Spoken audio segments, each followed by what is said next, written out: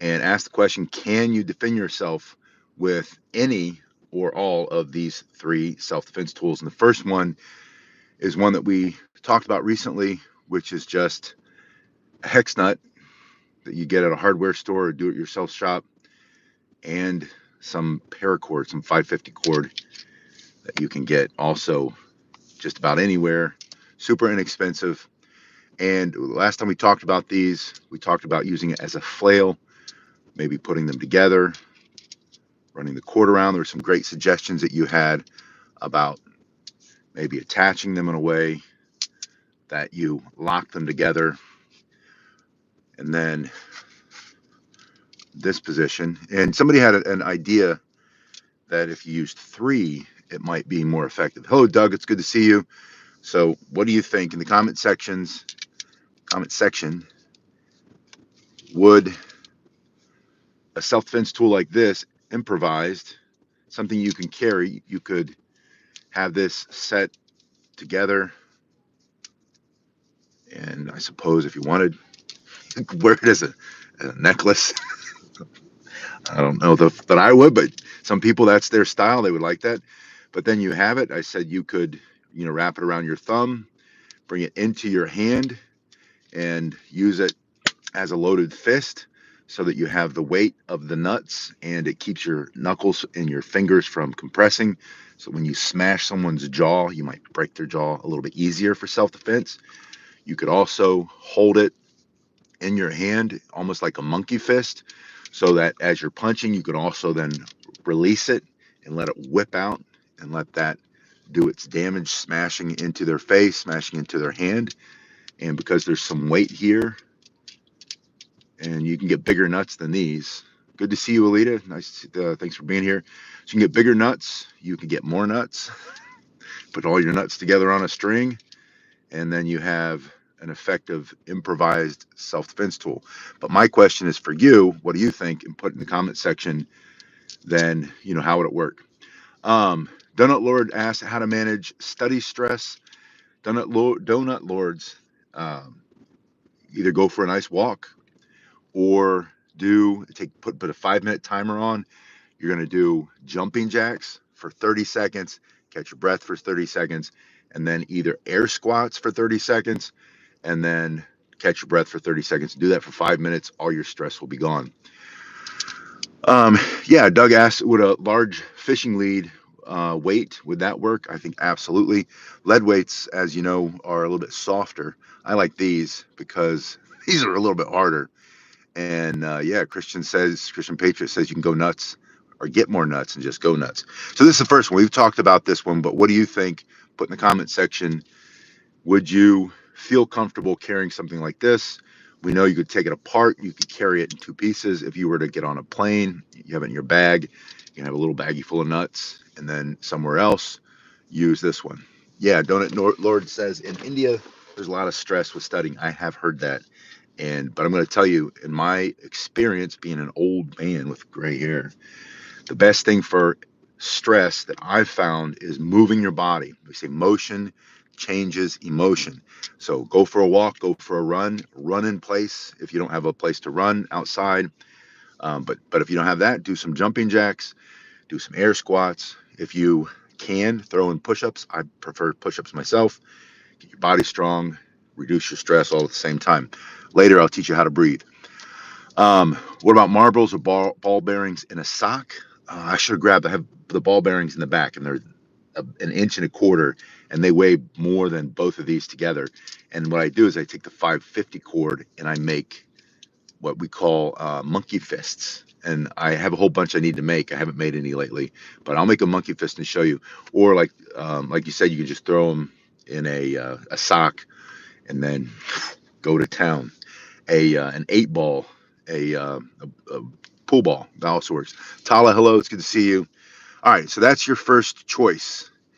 Would this work? And it doesn't. You can give thumbs up, thumbs down in the comment section. Do you like nuts on a string? Is that going to be effective for self-defense? Think about swinging it. Think about holding it. Think about the fact that it gives you some reach advantage.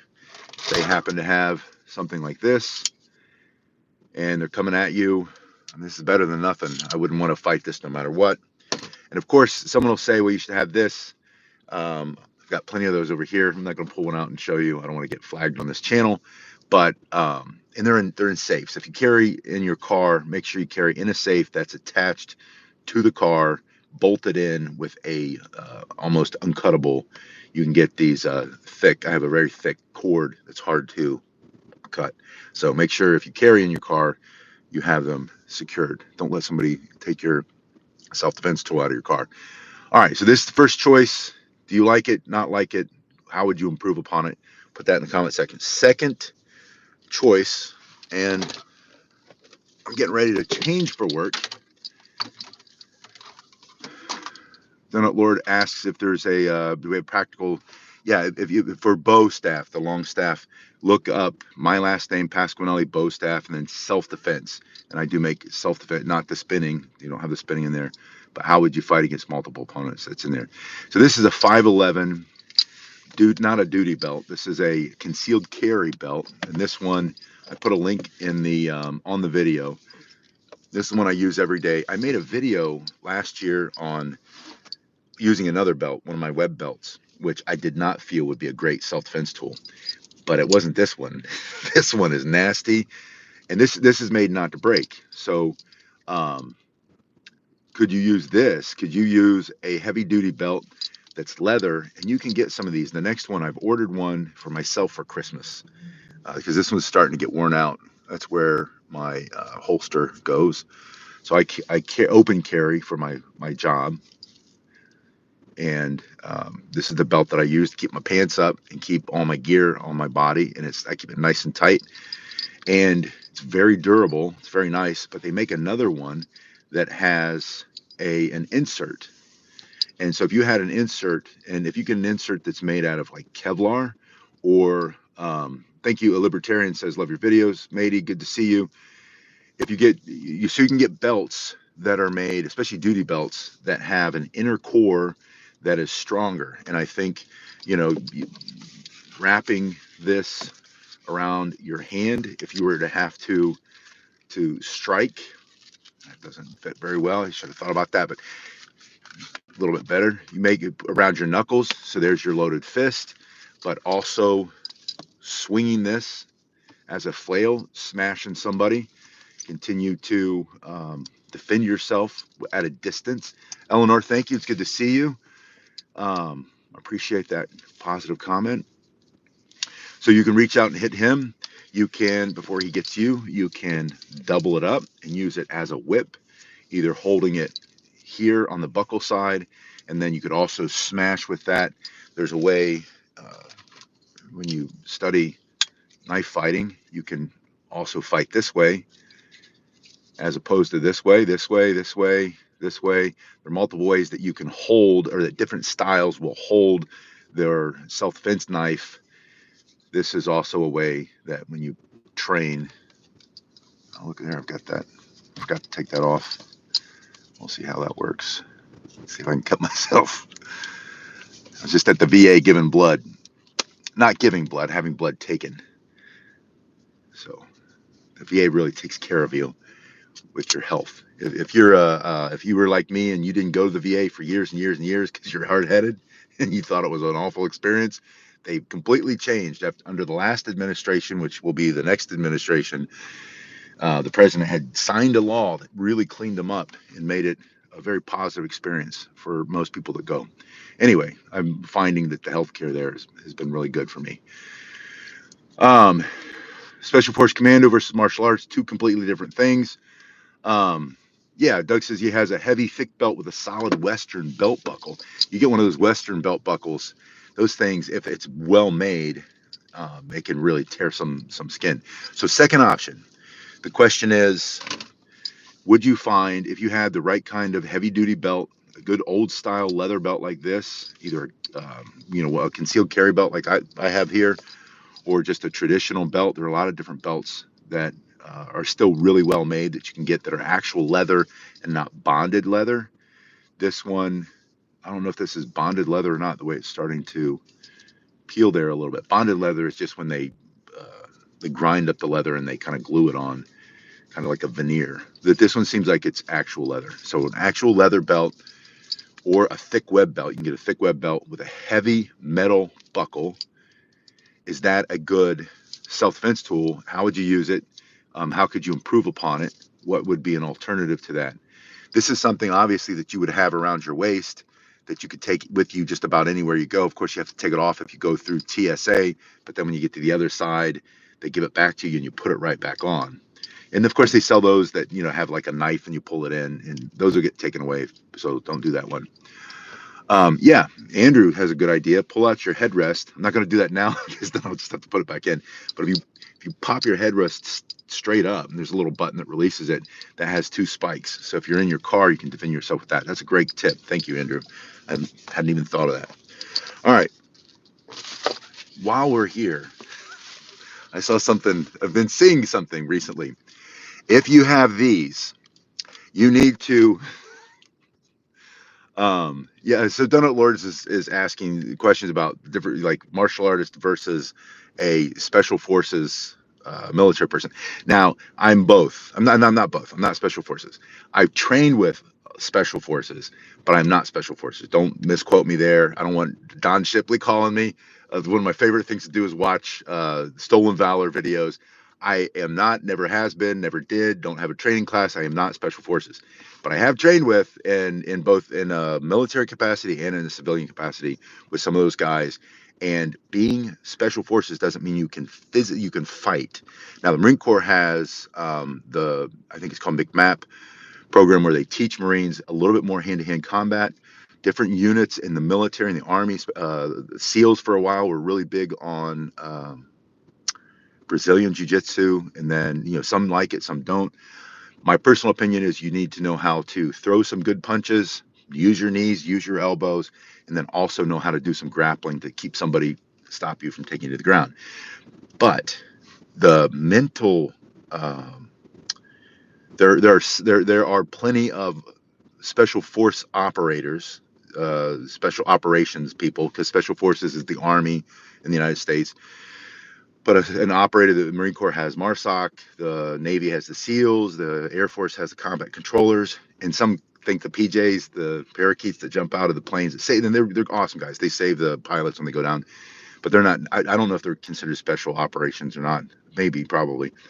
I don't know if the Space Force has anybody yet. Who do we miss? Maybe that's it. I don't know. The Coast Guard, maybe they have some guys. They have the guys that protect the port. I don't think they're really operators, but anyway, the point is, some of those guys can really fight. So it all comes down to the person. It comes down to the martial artist. I know a martial artist who's been a martial artist for a long time. He's very famous. I'm not going to say his name. Some of the softest skin on his hands that you'll ever feel, and he's one of the biggest phonies that I've ever met. And I don't think he could beat a Boy Scout. So it depends on who you're talking about. All right, when you have one of these, if you see pictures of these, if you buy one of these and they look like this, that's for the picture. Don't carry your magazines like this. That might stuck. They should be facing the same direction, because they should be on the opposite side of your self-defense tool, so that as you change a magazine, you can pull it and feed it into your self-defense tool in the appropriate way. I don't know what made me think of that. I was looking at it and I was thinking about somebody that I've seen recently who his magazines always look like this. And I saw a cop last 2 weeks ago. He had this too. And I'm looking at it, I'm thinking, I can understand like a security guard who might have much, much less experience, but a police officer who needs to be ready to defend himself and others, he should know that. Anyway, I wanted you to know that.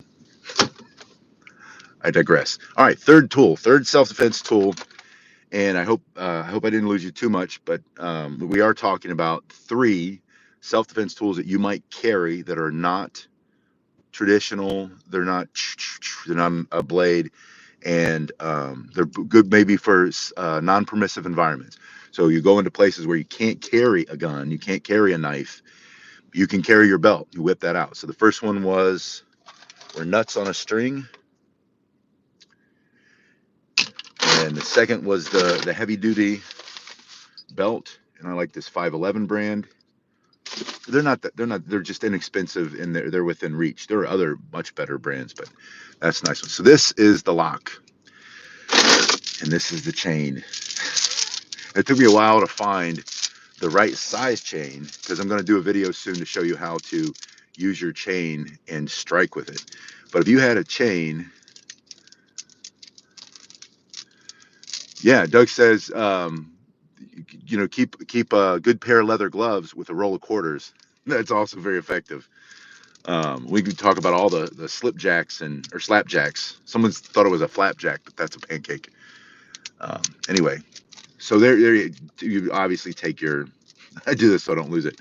Take your key out, and then, and this is heavy. You don't even need the lock with this chain. This chain's gonna do enough damage on its own. But could you, if you had to, with its life or death, and you're defending yourself, not attacking people, but in self-defense, could you defend yourself with this improvised self-defense tool? A heavy-duty chain, or even a version of a chain, if it's not this heavy-duty, but you can easily, you get to go to like a Home Depot or a Lowe's or whatever, and they'll cut you whatever size chain you want. This one is, I made this one big enough to wear as a belt. So, but it pulls my pants down because it's so heavy. But you can wear this as a belt if you wanted to. You can wear it around your neck like your junkyard dog, or carry it for whatever in a backpack. And then if someone said, "Why do you have that chain?" Well, it's lock up my bike. It's for a project at the house. It's to lock up the shed in the backyard. Yeah, Doug says definitely dynamic striking power. But what do you think? Could you defend yourself by swinging this, by holding on to it? Yeah, and Joe says really depends on the person, and that's true. It depends on your mental perspective, your frame of mind, your mindset, and whether you can defend yourself or not. You can defend yourself with anything. I'm looking at this. I don't know if you can defend yourself with that. If you hit somebody with this, it's going to just break into pieces. So maybe that's the exception. Maybe not one of my ball, because I keep ball caps here in the front. But could you scrape somebody's eyes out with a whole bunch of keychains? Could you use this as a heavy duty carabiner? Can you throw that in your fist and smash someone's teeth down their throat if you had to for self-defense? So I want you to, in the comment section, give me your opinion of all three. Nuts on a rope, 550 cord. Yeah, Stephen Garrett says just practice with it. If you practice with it, you'll be able to defend yourself. Heavy duty belt, second option, whether it's a web belt, or if it's a web belt, you have to make sure it's not one of those thin, cheap web belts. You got to get a good heavy duty military style. Like I have my old Army belts. I thought I had my Marine Corps belt, but I don't have that anymore. Just the regular ones you wear with your pants. And but I have my old Army ones, and they would definitely, you could defend yourself. Well, not as bad as this. This is much better for weight and length. It's longer than the belt that I wore when I was in the Marine Corps by about 2 feet, and it's longer than the belt that I wore in the Army National Guard for about a foot. And I wonder why that is. I was just at the VA and I ran into a good friend of mine. He retired last year. He's a sergeant major, and we were both talking about how your midsection can kind of spread a little bit once you get out. Oh, cool. Steven says he now has the string and the nuts. Put in the comment section how that's working out, and if you've been able to practice with that. So third choice, what do you think of a chain, whether it's a bike chain and a lock, or just a bike lock? You can get one of those bike locks. There's a bunch of bikes beside me here that the Guatemalan guys ride out to. There's a company over here that does lawn maintenance. They all ride out in the morning. There's like a bike park over here, but half of them are locked up, half of them aren't. But they're all the bike locks that are that wire style. And yeah, Doug says perhaps keeps the chain 18 inches for closer striking power. Yeah, so you could go a little bit shorter. I would always recommend wrapping it at least once if you have the length to, just to give yourself a better grip. And if we weren't sitting in the car, I would swing this, but I'm pretty sure this is going to break anything I hit with it. And then if you just put the lock on the end, then it's going to be even more. It's going to take some teeth out of some faces. for self-defense. So what do you think? And then in the comment section, after you give your opinion of the three, maybe just which is your favorite, what would you use, what would you not use, then what else can you think of? What else is a great improvised self-defense tool? And I'm going to keep looking for these and finding different things. I found there's a whole section right by the front of where I work of these smooth river rocks that are, half of them are like the perfect size to throw in your hand to smash someone's teeth down their throat for self-defense. But what do you think? What works, what doesn't work, and what would you use that I haven't listed here? But you guys have been awesome. I'll see you on the next one. Thanks for your comments, and let's do this again tomorrow.